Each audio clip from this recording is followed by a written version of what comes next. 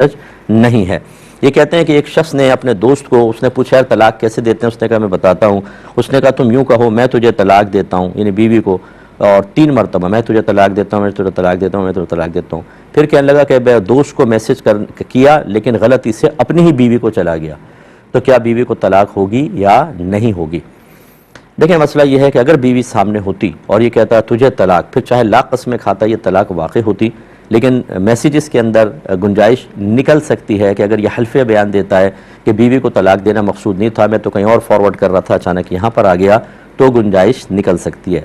लेकिन ये लफ्ज़ सरी होता है कि मैंने तुझे तलाक दी, अगर सामने होता ना, इसके बारे में फ़ुक़हा ने यहाँ तक लिखा है कि अगर कोई शख्स बीवी से कह रहा हो कि मैंने तुझे शॉपिंग की इजाज़त दी, फ़र्ज़ कर ये कहना चाह रहा था और मुँह से निकल गया मैंने तुझे तलाक दी, इसका उज़र नहीं सुना जाएगा, तलाक वाक़ई हो जाएगी।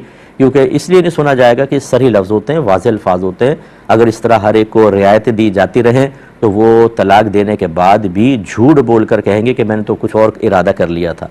और आप अगर ये समझें कि नहीं ऐसा तो कोई भी नहीं करेगा, साहब इतना तो खौफ खुदा होता है, तो फिर मेरे साथ आ जाएं, मैं आपको दिखाता हूँ कि तलाक दे दे के सरी झूठ बोलकर एक हराम को हलाल करने के लिए, अज़वाज को अपने पास रखने के लिए सरी झूठ बोल देते हैं, कुरान पे हाथ रख कर झूठ बोल देते हैं।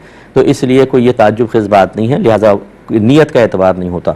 लेकिन इस कंडीशन के अंदर गुंजाइश निकल सकती है, क्योंकि हम लोग भी जब पढ़ा रहे होते हैं ना तो बच्चों को तो ये तलाक के अल्फाज 12 ज़बान से निकालते हैं। अब फ़र्ज़ कर ले कि एक आलिम पढ़ा रहा है और क्लास में सामने ही ज़ौजा भी बैठी हुई है, अब वो कहता है मैंने तुझे तलाक दी। अब लाज़िम बात है कि ज़ौजा को देना तो मकसूद नहीं, वो तो पढ़ा रहा है, तो क्या इसमें तावील नहीं करेंगे?